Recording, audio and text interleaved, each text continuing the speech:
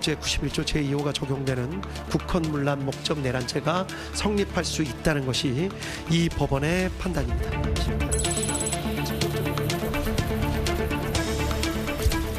피고인 윤석열을 무기징역에 처합니다. 네, 오늘 이슈박은 윤석열 전 대통령 재판 소식 전해드립니다. 12.3 불법 비상계엄과 관련해 내란 우두머리 혐의로 재판을 받고 있는 윤석열 전 대통령에게 1심 재판부가 무기징역을 선고했습니다. 당초 특검은 윤 전 대통령에게 사형을 구형했는데요. 1심 법원이 왜 무기징역을 선고했는지 오늘 판결에서 주목되는 내용은 뭔지 궁금합니다. 예, 이 관련 내용 김성훈 변호사, 이고은 변호사와 함께 자세히 짚어보겠습니다. 어서 오십시오. 안녕하세요.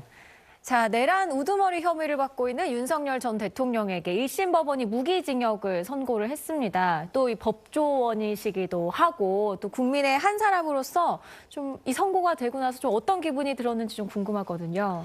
네, 444일 시간 동안 많은 어려움들이 있었죠. 네. 또 결국은 오늘 선고에서 명확해진 부분들이 있는 것 같습니다. 대한민국은 민주공화국이다. 대한민국의 주권은 국민에게 있고 모든 권력은 국민으로부터 나온다라는 점을 다시 한번 명확하게 했다라고 생각합니다. 이유는 여러 가지가 있겠지만 결국은 대통령이 어떻게 내란을 일으키냐라는 이야기에 대해서 대통령이 주권자라면 모르겠지만 실제로 이 국가의 주권자는 국민이기 때문에 국민이 준 권력의 한계를 벗어나거나 아니면 국민이 위임한 헌법기관을 임의로 자의적으로 무력으로서 잠탈하려고 한다면 그것은 용납되지 않는 내란 행위라는 것이 명확해졌다는 점에서는 굉장히 의미가 있었다고 생각하고요. 다만 이 판결과 이런 법리적인 결정에도 불구하고 앞으로 국민들이 민주공화국과 내란의 의미에 대한 어떤 합의를 어떻게 계속 이뤄나갈 수 있는지에 대해서는 여전히 우려되는 부분들이 많이 있습니다. 네. 갈등을 좀 잘 수습해야 될 것 같다 이런 말씀이시죠. 네. 이 변호사님, 오늘 또 화제가 됐던 게 재판 전후에 이 윤석열 전 대통령의 표정이었어요. 이 처음에 시작할 땐 웃으면서 시작했는데 이 선고가 딱 나오니까 표정이 굳었다. 이렇게 이제 알려지고 있는데 화면으로는 아직 안 나왔습니다. 근데 어떻게 좀 설명 좀 해주시죠. 네, 그렇습니다. 실질적으로 선고가 낭독된 이후에는 사실 관련자들 중에 불구속 상태에 있었던 사람들이 있었잖아요. 네. 이 구속영장이 집행되는 과정까지는 인권침해 요소가 있기 때문에 그 부분은 생중계가 되지 않았습니다. 따라서 언론 보도 내용을 좀 살펴보면 말씀 주신 대로 윤 전 대통령이 처음에 웃으면서 시작했다가 선고가 나올 때는 굳은 표정으로 일관했고요. 이 선고가 나온 이후에 방청석에 앉아있던 윤 전 대통령을 응원하는 사람들이 대통령님 힘내세요 이런 식으로 응원의 메시지를 보내니까 이 방청석을 향해서 옅은 웃음을 띄었다라고 언론 보도 나오고 있고요. 이후에 자신의 변호인들과 악수하면서 짧은 대화를 나눴고 재판부를 향해서 고개를 숙여서 인사를 했다라고 보도가 나오고 있는 그런 상황입니다. 윤 전 대통령은 혹시 무죄가 좀 나올 수도 있다라는 기대를 좀 했었을까요? 어떨까요? 네, 사실은 그동안의 재판에서 보인 어떤 행동들이나 이야기들을 보면은 여전히 계속 그렇게 생각했을 가능성도 배제할 수 없어 보입니다. 네, 결국은 자신이 가지고 있는 생각에 대해서 굉장한 확신을 가지고 있었기 때문에 일반적으로 우리 법률가들이 보는 이 사건에 대한 본질과 법리와는 무관하게 본인은 기대를 했을 수도 있겠다 이렇게 생각이 들었습니다. 자, 이번 재판에 사실 쟁점이 계속 몇 가지가 있었습니다. 가장 기본적으로 이게 근본적으로 내란이냐 아니냐 또 쟁점이었고 좀 구체적으로 들어가 보자면 오늘 제가 좀 재밌게 봤던 게 이 계엄 선포가 국헌문란을 목적으로 했느냐 아니냐 그리고 또 폭동이었느냐 아니냐 이런 것들이 계속 법정에서 다툼이 있었단 말이죠. 요거에 대한 양측, 그러니까 윤 전 대통령 측과 특검 측의 주장 그리고 오늘 재판부의 판단을 좀 해석을 좀 해주시죠. 네, 내란죄가 인정되려면 국헌문란의 목적의 폭동이어야 합니다. 국헌문란의 목적이라는 거는 헌법기관을 상당 기간 동안 이제 기능이 불가능해하거나 폐지하도록 하는 것을 하려고 하는 목적을 가진다. 즉 국가의 헌법 체계 자체를 무너뜨리려고 했다는 것이고요. 네. 두 번째로 폭동이라는 거는 소위 말해서 일정한 규모의 평온을 해칠 정도의 어떤 물리적인 폭력이나 협박, 폭행이나 협박 등을 했다는 것을 폭동이라고 합니다. 네. 그 점에서는 이제 재판부는 두 가지가 다 해당된다고 봤습니다. 그리고 그 얘기를 하면서 찰스 1세 얘기까지도 나왔는데요. 결론적으로 말씀드리면은 민주공화국의 체제 자체에서는 기본적으로 각각의 헌법기관들이 권한들을 나누고 있는데 비상계엄이든 어떤 형태든 간에 군대를 동원해서 국회를 차단하거나 국회를 배제하고자 하는 것들은 절대로 허락되지가 않고 그 자체가 기본적으로 국헌문란의 목적이 있는 것으로 볼 수밖에 없다라는 것을 명확하게 얘기를 했고요. 그리고 군과 경찰의 병력을 동원한 것 자체가 폭동이라고 인정하는데 어려움이 없다고 판단했습니다. 여기에 대해서 이제 윤 전 대통령 피고인 측에서는 대통령이 어떻게 내란죄의 주체가 되느냐, 대통령이 적법한 비상계엄이라는 권한 행사한 것이라고 이야기를 했다면 재판부는 비상계엄의 적법성 여부를 떠나서 비상계엄이라는 것이 어떤 경우든 간에 국회의 활동을 정지하거나 국회 행동을 못하도록 하는 것이라는 권한을 만들어주거나 그걸 정당화해주는 건 아니다는 점에서 그런 주장을 받아들이지 않았습니다. 네. 그러면은 폭동도 인정이 된 거고 국헌문란 목적이었다도 다 인정이 됐다. 이런 말씀이시죠? 그렇습니다. 예. 자, 그렇다면 오늘 1심 재판부가 좀 가장 눈여겨본 것은 무엇일까요? 네, 변호사님께서 언급해 주셨듯이 과연 내란에 해당하는가를 봤을 때 재판부가 계속 강조한 게 있습니다. 비상계엄을 선포했다고 해서 그 자체로 내란죄가 성립되는 것은 아니다라고 선을 그었습니다. 사실 그간 특검에서는 이런 비상계엄을 선포하면서 국무회의의 절차라든지 여러 챙겨야 되는 절차적 요건을 흠결했기 때문에 이 자체가 위헌위법한 비상계엄 선포여서 이 자체가 내란이다라는 취지의 주장했거든요. 그런데 절차적 하자가 얼마나 있어야 이것이 내란죄인지에 대해서 판례도 없고 규정도 없기 때문에 이 내란죄를 이 비상계엄을 선포했다고 해서 곧 내란죄가 되는 것은 아니다. 이것은 대통령이 가지고 있는 헌법상의 고유의 권한이다라고 이야기했습니다. 그러면서 몇 번이나 반복했던 게 그런데 문제는 군을 데리고 국회에 갔다는 것입니다. 라는 표현을 계속해서 하거든요. 대통령이 가지고 있는 권한으로서 비상계엄 선포한다 하더라도 군과 경을 동원해서 국회를 봉쇄시키고 선관위를 장악하는 이런 행동을 하는 것은 국헌문란의 목적, 그러니까 헌법기관인 국회의 기능을 상당 기간 동안 저지시키고자 하는 행위로 평가할 수 있기 때문에 내란죄에 해당한다라고 명시적으로 판단한 부분, 이 부분이 가장 중요한 선고의 포인트라고 할 수 있고요. 네. 두 번째는 결국 가장 문제가 됐던 것이 과연 그 구속기소 결정할 때 그 지기현 재판장이 이런 얘기했었잖아요. 이 내란죄 수사 권한을 공처가 과연 가지고 있는지 의문이 든다. 이거 잘못했다가 나중에 재심 사유가 될 수도 있을 것 같다. 이렇게 판시한 바가 있는데 과연 몇 달간의 공판 과정을 거치면서 지기현 판사의 생각이 달라졌나 많은 분들 궁금해하셨는데 오늘 공수처는 내란죄에 대한 수사 권한이 있다라고 명시적으로 판단 내렸고요. 그랬죠. 설사 없다 하더라도 공수처가 한 자료가 별로 없다는 겁니다. 경찰, 검찰에서 대부분 수집한 자료들이 수사 자료로 되어 있고 또 이후에 법정에서 수많은 증인들이 증언했던 내용만으로도 유죄의 증거가 차고 넘친다라고 판단을 했기 때문에 결국 과연 수사 권한이 있냐 이 이슈에 대해서도 수사 권한이 있다라고 판단했다라는 이 두 가지 점이 가장 크게 주목해야 되는 부분이 아닌가 싶습니다. 네.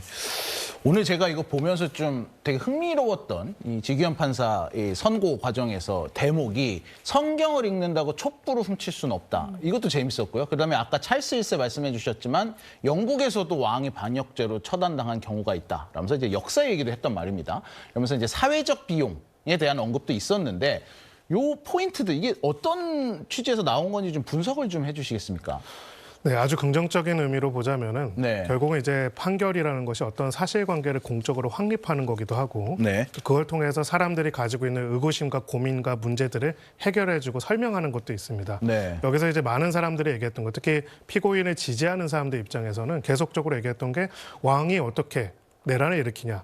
대통령이 어떻게 내란죄의 주체가 되냐라고 얘기를 하는데 판례와 선례를 봤을 때는 왕조차도 과거 500년 전의 왕조차도 국회를 무력으로 침탈하려고 하면은 반역죄로 처형당하는 그런 사례가 있다는 걸 얘기함으로써 네. 결국은 국가 자체에 대한 반역은 그 권력을 가지고 있는 사람이라도 받을 수 있다는 것들을 이야기한다는 해서 의미가 있었다고 보이고요.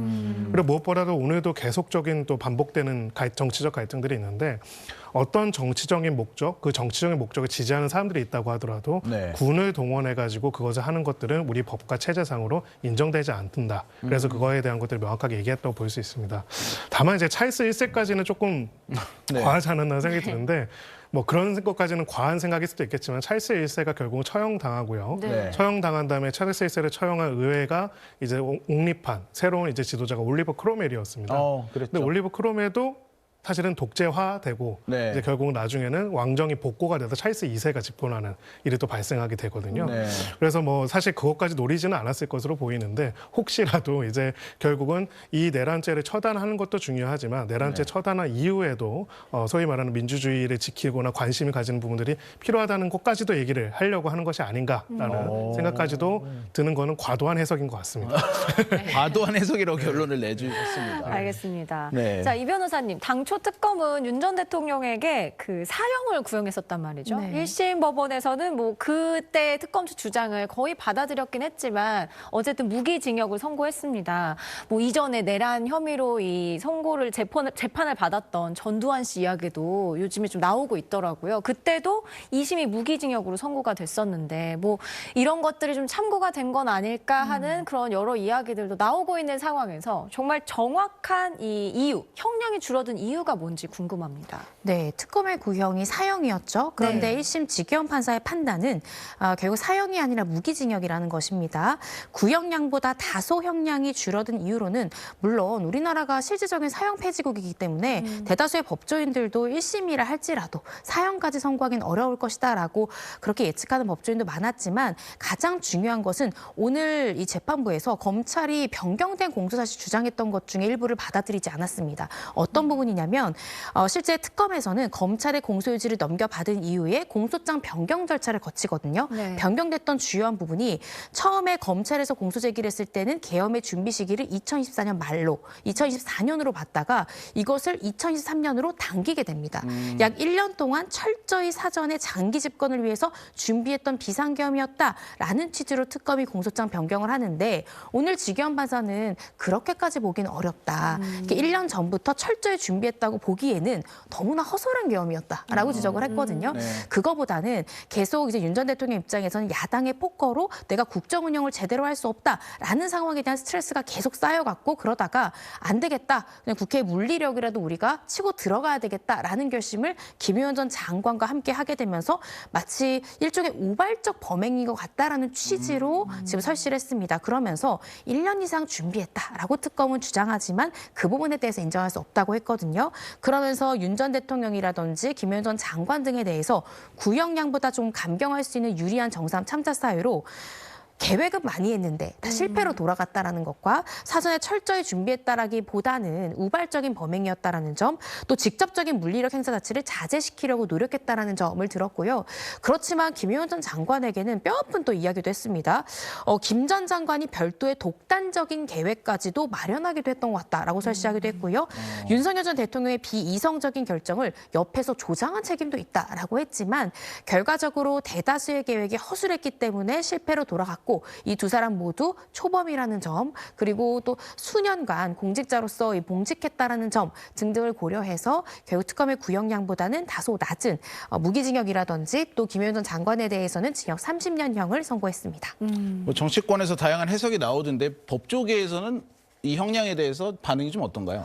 사실 이 선고가 되기 전에 많은 뉴스에 이제 변호사들이 출연을 해서 어떤 형량이 나올 것 같으냐라고 예측을 했을 때 대부분의 변호사들이 무기징역형이 선고될 것이다라고 예측을 했기 때문에 통상적인 예측의 범위 내에서 나왔다라는 생각이 들고 저는 또 일각에서는 지기현 판사가 재판할 때 또 굉장히 느슨한 모습을 보이기도 했고 어떻게 생각하면 조금 인간적이다 싶을 만큼 좀 부드러운 모습을 보여서 일각에서는 구속 취소도 시켰고 이렇게 부드럽게 진행한 이 판사가 과연 무기징역 이상을 때릴 수 있겠는가 막 이렇게 의문을 제기하시는 분들도 있었는데 결과적으로는 중형을 선고했다라고 평가할 수 있을 것 같고요. 근데 중형을 굉장히 부드럽게 선고를 해서 마치 중형이 아닌 것처럼 느껴지지만 사실상 상당한 중형을 선고했다라는 생각이 듭니다. 네.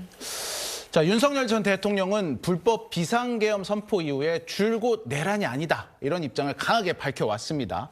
잠시 들어보겠습니다. 이번 비상계엄 선포는 국정 최종 책임자인 대통령으로서의 절박함에서 비롯되었습니다. 2시간짜리 내란이라는 것이 있습니까? 장기 독재의 발판을 마련하기 위한 친위 쿠데타를 했다고 하는데 이들이 국헌을 문란하게 했습니까? 폭동을 일으켰습니까? 그야말로 망상이고 소설일 뿐입니다. 네, 망상이고 소설이다. 윤 전 대통령은 재판 과정에서 이제 계속 이 주장을 했단 말이죠. 만약에 이게 아니라 내가 참 잘못했다라고 반성을 하는 모습을 보였다면 무기징역보다도 좀 더 낮은 형량이 선고됐을 가능성도 있다고 보십니까? 뭐 소위 말하는 장량 감경의 가능성이 있지 않았을까라는 얘기가 나오는데요. 네. 결과적으로 양형에 있어서 어떤 태도를 보이는지는 굉장히 중요한 요소라고 볼 수가 있습니다. 네. 우리가 이제 추상적 위헌범이라는 표현을 씁니다. 살인 같은 범죄는 이제 침해범입니다. 실제로 결과가 발생하고 결과 발생 안 해서 미수범으로 처벌하는데 위헌범은 실제 결과가 발생 안 하더라도 그런 위험이 추상적으로 발생한 것만으로도 처벌하거든요. 그만큼 이제 중요한 법익이 침해될 위험이 있는 경우에 하는 것이죠. 자, 내란이 성공을 했다. 2시간짜리가 아니라 지금도 장기 독재 상황이라고 하면은 오늘 저는 방송에 못 나왔을 거고요. 네. 그렇죠. 그리고 여기 보도국도 지금 다 통제되고 있을 겁니다. 계엄장에서 나와서요. 어떻게 보면은 내란죄를 추상적 위헌범으로 처벌하는 이유는 바로 이런 점 때문입니다. 한번 그것이 국헌문란이 이루어지게 된다면은 그 권리를 국민들의 주권을 회복하는 것이 극도로 어렵기 때문에 그런 위헌만 초래하더라도 강하게 처벌을 하는 것이죠. 그런 면에서는 2시간짜리 뭐 어떤 실제로 결과가 달성 안 됐다고 해서 내란이 아니라는 거는 법리적으로 틀리고요. 두 번째로 결국은 판단하는 데 있어가지고 정치적인 결정이나 이런 부분들이 아니라 이 문제에 대해서 어떻게 판단하고 어떤 태도를 보이는가가 양형에 반영되는 게 나중에 이 권력을 또 받게 되는 다른 공직자들이 있을 거란 말입니다. 네. 국민의 권력을 위임받은 사람들이 이렇게 자신이 정치적인 수단으로 언제든지 군을 동원해도 되는 것이다라는 것을 아무렇지도 않게 생각한다면은 그 부분에 대해서는 훨씬 더 앞으로도 문제가 생길 수가 있기 때문에 양형에 있어서 저렇게 반성하지 않는 태도, 강변하는 태도도 굉장히 반영됐을 것이다 저는 생각합니다. 그 아까 이제 지기현 판사 얘기를 좀 해주셨는데 이 지기현 판사가 굉장히 논란이 됐었던 게 예전에 윤석열 전 대통령 구속을 취소를 했었던 그 판사잖아요. 네. 근데 이제 오늘 뭐 선고하는 말투는 좀 부드러웠지만 내용은 조목조목 윤 전 대통령을 굉장히 꾸짖는 내용이었단 말이죠. 뭐 지기현 판사가 원래 이런 생각을 갖고 있는 판사인지 아니면 재판을 하면서 생각이 좀 많이 바뀐 건지 궁금합니다. 지기현 판사는요, 제가 사실 부산 동부지청에 검사로 근무했을 때 저는 공판검사였습니다. 그 재판부의 판사였는데요. 네. 그래서 지기현 판사님의 판결을 많이 전 듣기도 하고 또 항소하기도 하고 그랬었는데 네. 지기현 판사님의 특징이 그렇습니다. 변호인들의 사정, 피고인들의 사정을 굉장히 많이 들어줍니다. 그래서 재판 진행 자체를 무리하게 하는 스타일 자체가 아니고요. 그래서 피고인 중에는 나 이러다 무죄 나오는 거 아니야? 형량 조금 나오는 거 아니야? 기대했다가 재판대에 서서 형량을 듣고 깜짝 놀라는 피고인들도 많거든요. 그래서 이 재판 진행 자체는 자신은 일종의 심판자라고만 생각을 합니다. 자기가 적극적으로 개입을 해서 이게 발언을 끊는다든지 이런 역할을 하는 것이 아니라 검찰과 피고인 측 변호인이 공방하는 것을 나는 심판자로서 제3자로서 보는 사람이다라는 관점으로 재판을 진행하고요. 실제 이제 불이터로 좀 무죄도 많이 받기는 했는데 무죄를 선고를 왕왕하지만 유죄로 선고할 땐 형량이 세다는 것이 저희 공판부 검사들의 대다수의 의견이었습니다. 그래서 지기현 재판부는 무죄도 잘 내리지만 유죄를 선고할 때는 그 형량이 굉장히 매섭다라는 평이 저희 공판부를 지배했거든요. 오늘도 역시나 그런 모습을 보였다라고 저는 평가를 합니다. 지기현 재판부가 반드시 윤 전 대통령이 어마어마한 권한을 가진 전직 대통령이기 때문에 부드럽게 진행한 것은 아니라는 것은 제가 정말 잘 알거든요. 일반적인 일반인인 피고인들 사건에서도 변호인들의 사정이나 피고인 말 충분히 들어주는 부드러운 형태의 진행을 하되 형량을 선고할 때는 굉장히 매섭게 선고한다라는 스타일을 전형적으로 보여줬다 생각이 들고요. 특히 오늘 윤 전 대통령에 대해 선고하면서 당신의 이런 주도와 당신의 이런 비상계엄 선포로 인해서 그 지시를 하달받고 따를 수밖에 없는 수많은 사람들이 현재 대규모로 수사를 받고 있고 일부는 구속돼서 그 가족들까지 고통의 눈물의 세월을 보내고 있다라는 점을 강조했거든요. 그럼에도 불구하고 국민들이라든지 자신의 부하들에게 일절 사과하는 태도를 보이지 않는다라는 것을 불리한 정상으로 설실함으로써 그런 부분들에 대해서는 피고인이지만 이런 부분들은 좀 알아둬야 된다라는 측면으로 이야기한 것이 아닌가 싶습니다. 네, 자 1심 재판부가 윤석열 전 대통령에게 무기징역을 선고한 뒤에 특검 측과 윤 전 대통령 측 모두 각각 입장을 밝혔습니다. 들어보시겠습니다. 손바닥으로 하늘을 가릴 수는 없습니다. 구름이 겹치면 태양은 드러나게 돼 있습니다. 특검에서 정한 결론대로 내리는 판결이라면 지난 1년간 수십 회에 걸친 공판은 요식행위였습니까? 의미 있는 판결이었지만 사실 인정과 양형 부분에 상당한 아쉬움이 있습니다. 양형에 대해서는 좀 어떻게? 자세한 내용은 말씀드릴 기회가 따로 있을 겁니다. 그리고 이제 네. 이제 앞으로 양측은 어떤 대응을 하게 될지 궁금한데요. 지금까지 443일이 흘렀거든요. 앞으로도 갈 길이 진짜 멀어 보입니다. 네, 그렇습니다. 지금 윤곽근 변호사가 발언 끝에 우리가 항소 자체를 해야 될까 말까 고민이 될 지경이다라고 이야기를 했지만요. 네. 형소법상 349조를 보시면 피고인이 사형, 무기징역을 받았을 땐 항소 포기가 불가능합니다.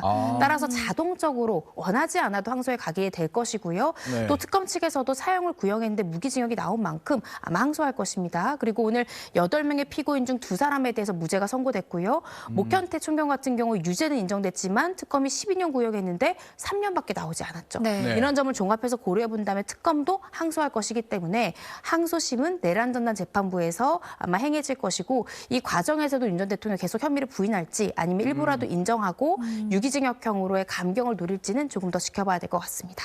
더 세질 가능성 있습니까? 예, 그렇습니다. 당연히 특검에서 함께 항소한다라고 하면 기존 형량이 더 높아질 가능성도 있습니다. 네. 자, 오늘 윤 전 대통령 선고가 나오고 외신들도 굉장히 긴급 타전을 하더라고요. 바쁘셨겠지만 외신도 좀 챙겨보신 걸로 알고 있는데 외신 반응들이 좀 어떻든가요? 네, 기본적으로 이제 한국이 이 사건으로 인해 가지고 굉장히 극도의 정치적인 갈등에 빠져들기도 했었고, 네. 그리고 결국은 이제 대통령 선거를 새롭게 치르고 새로운 정권이 출범하기도 됐죠. 하지만 여전히 이제 기존에 지금 피고인 측을 지지하는 또 사람들도 있고 또 관련된 정치적 갈등들도 계속 벌어진 게 사실입니다. 네. 가장 큰 의미를 보고 있는 것들은 외신 입장에서는 결국은 하나의 정치적인 갈등이 사법적으로 일단 일단락되고 정리됐다라는 것을 중시하고 있는 것으로 보이고요. 저는 이게 굉장히 의미가 크다고 생각합니다. 우리 헌법재판소가 탄핵심판 때도 결정문에 설치했던 내용인데 민주주의라는 거는 기본적으로 자정장치가 정상적으로 작동하고 거기에 대한 제도적 신뢰가 존재하는 한 갈등을 해소하고 합리적으로 해결하는 데 있어서 가장 최적의 정치체제이다라는 그 문장을 설치를 했거든요. 네. 결국 자정장치라는 게 바로 사법부의 이런 판결 과정이라고 볼 수 있습니다. 이 과정을 결국은 그냥 정치적 공방이 아니라 증언, 그리고 관련된 증거 등을 바탕으로 해가지고 무엇이 객관적인 사실이었고 무엇이 왜 위헌적이고 왜 내란인지를 결정 내리고 그 과정들을 444일이나 많은 시간이 거쳤지만은 결국은 해냄으로써 어찌 보면 이제 이 나라는 이러한 정치적인 심각한 위기 상황, 그것도 무력으로 충돌할 수 있는 위기 상황을 사법적인 작용을 통해서 해결할 수 있다는 것들을 보여줬다라고 보고요. 한편으로는 많은 나라들이 이거에 실패하고 있습니다. 그래서 결국은 이런 정치적 행위는 사법부가 판단하지 못한다고 하고 거나 그럼으로써 거기에 대한 제대로 단죄가 이루어지지 않고 그것이 바로 다음 권력자, 그 다음 권력자들한테 얼마든지 권력을 남용해가지고 해도 된다는 잘못된 사인을 보내고 있거든요. 네. 그런 부분에 있어가지고는 한국의 이런 어떤 작용, 사법작용에 대해 가지고는 외신들도 주목하고 있다 이렇게 생각하고요. 개인적으로는 BBC의 반응이 제일 궁금하긴 합니다. 네. 찰스 1세까지 나왔으니 맞습니다. 네. 저도 궁금하네요. 네. 네. 자, 윤석열 전 대통령은 오는 재판 외에도 또 많은 재판을 받고 있는데 앞으로 남은 재판들 어떤 게 있나요? 네, 지금 총 8개의 재판 받고 있고요. 그중에 2개의 재판이 선고가 나왔다 이렇게 이해하시면 될 것 같습니다. 네. 나머지 6개 재판 같은 경우에 아직까지 정식 재판까지는 이르지 못한 것들이 대부분인데요. 그럼에도 불구하고 특검법상 공소 제기일로부터 6개월 내에 선고가 돼야 되기 때문에 늦어도 올 6월까지는 6개의 재판에 대한 1심 선고도 우리가 들어볼 수 있을 것 같고요. 네. 일단 문제는 2심입니다. 체포방해 사건이라든지 오늘 선고된 내란 수괴 사건에 대해서 내란 전담 재판부가 심리를 할 텐데 아마 윤 전 대통령 조만간 이 부분에 대한 위헌물밀심판 제청 신청이라든지 각종 이 재판을 멈추기 위한 다각도의 노력들을 할 가능성이 상당히 높은 그런 상황입니다. 네. 진짜 갈 길이 머네요, 아직. 네. 네. 자, 오늘 말씀 여기까지 듣겠습니다. 두 분 나와주셔서 감사합니다. 감사합니다. 저희는 딱 1분 후에 사건 엑스파일로 돌아오겠습니다.